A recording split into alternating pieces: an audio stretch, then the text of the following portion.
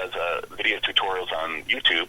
Cool. And picked up some of our songs that he runs them on there, and that's been getting us some action. And right now we're being considered for a commercial for a thrift shop. They need some music for very cool for one of their commercials. So really anything. I mean, those radio podcasts, anything I can get my hands on, I dive right into it. I'm so excited to be involved in the Tampa Bay area music scene. So I really appreciate you guys having me call in and talk a little bit about it. And people who don't know us maybe can get to know us the same way I just got turned on to Mr. Justin Chambers, I believe his name is. Oh, my God, dude. I heard you guys talking about him. I immediately looked him up. Is that hilarious? I'm digging it. I'm going to listen to it some more. I'm going to what get a funny kid. Comes around somewhere. And, and that was a good tip. I'm enjoying Justin Chambers. So. There you go, Justin. Yeah, we're new to him as well, man, but we were laughing our butts off, man. And I'll tell you what, man, being a part of our insanely popular, nationwide, worldwide podcast is going to make you famous, man. I'm just kidding. Well, look what it did for Brian Duffy. I know, right? Look what it did for Brian Duffy. That's hilarious, man. Yeah, we know we got some cool bands booked in the next couple of weeks, man. We've got the Mongrels coming on. They're going to be awesome. You may know Donnie Fury. He's a legend in Tampa. Oh, yeah, sure. Yeah, that's going to be cool, too. There's a guy called Hook that we're looking at. We got a hip-hop kid that called in.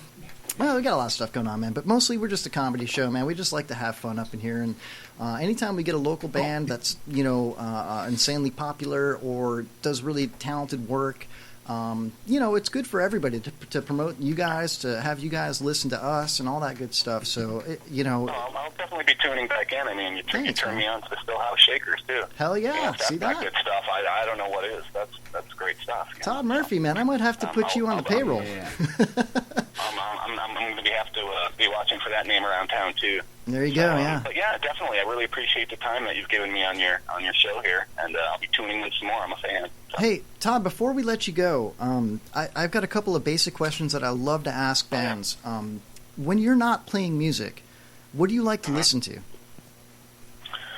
Well, besides, I used to do a lot of hiking, camping. I mean, just total outdoors. Canoeing, biking. I gave up my car for years and years and rode my bike everywhere. I mean, I'd be living in Tampa with an appointment in Clearwater. Bam, I would need at least 2-3 hours to get out there. I'd take my bike. So I was just very, very active for the longest time. In 2007, 2008, I hiked the Appalachian Trail from Maine to Georgia. Really? And that took me about 8 months. And now, is that the whole trail, or is that a portion of the trail? No, that was the entire trail from Maine to Georgia. It was about 2,175 miles at the time, 14 states.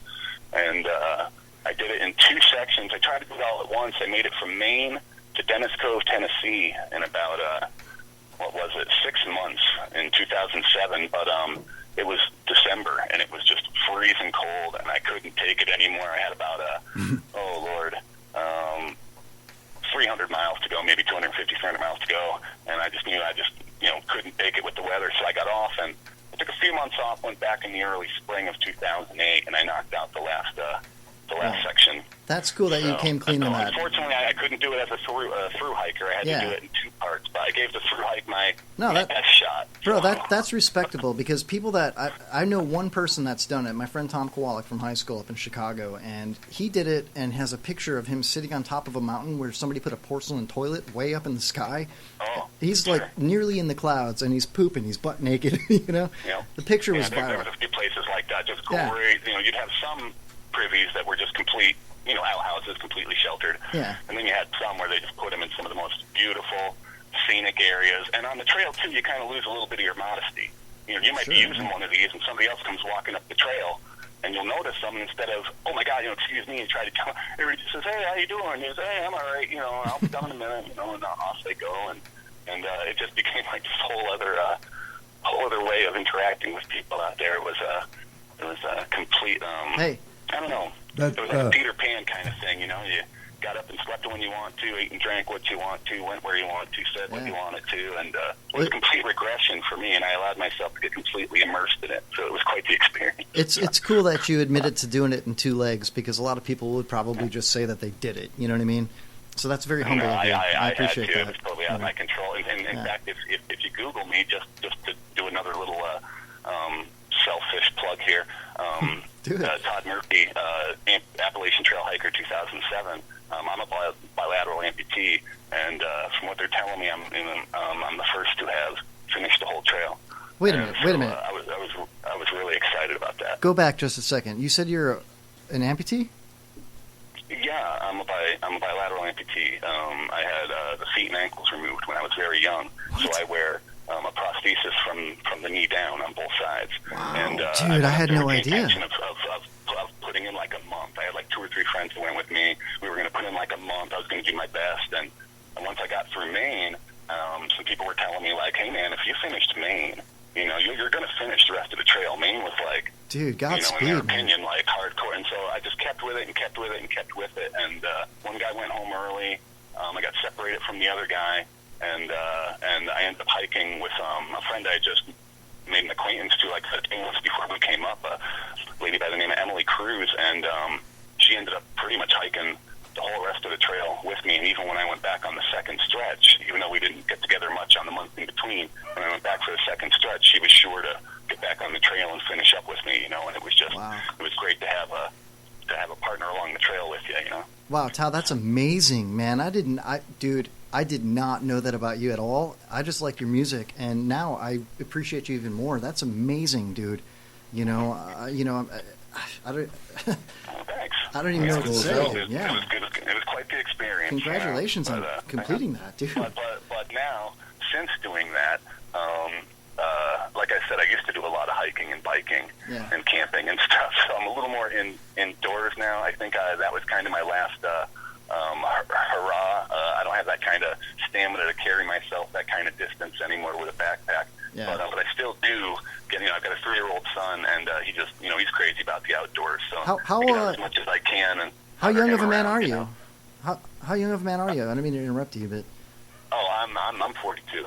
No, you're the same age as Jay. Yeah, I'm 40. Jay's 42. You know who's a lot older than us is Pops, and he's in with us every week.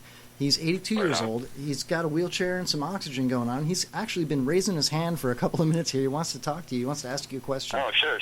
Okay, hold on. There you go, Pops. No, I didn't really want to ask you a question. I wanted it when you were talking about the lack of privacy on the trail with the toilet facilities. I wanted to tell you about one of my experiences back in 1950 when I was headed to Korea. I stopped in Japan. I was in Sasebo. I went into the restroom, and of course they were just little holes in the floor that you peed in.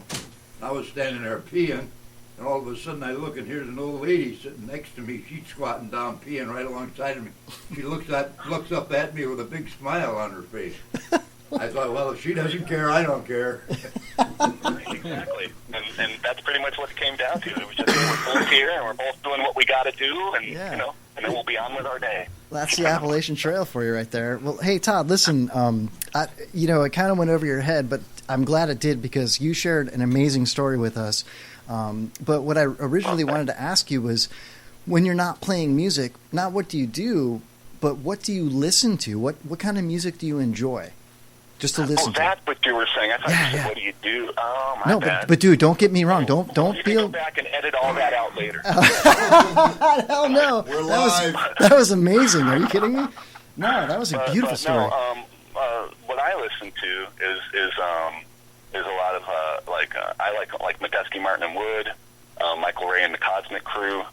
I like a lot of jazz and instrumental music. Okay. But I'm still stuck on my favorites. I just pulled out George Harrison's All Things Must Pass album the other day. Yeah. I've been listening to a lot of Flaming Lips. Oh, I love the Flaming Lips, dude. Oh, I'm Lips crazy. I love the Flaming Lips. I've been listening to a lot of Daniel Johnston. Really crazy about his songwriting. And Ween. I love Ween. Pushing Up Daisies, man. Ween was a great band back in the 90s, dude. Yeah. Yeah, they're coming to the Okeechobee Festival this year. Cool. Hell yeah, dude. Yeah.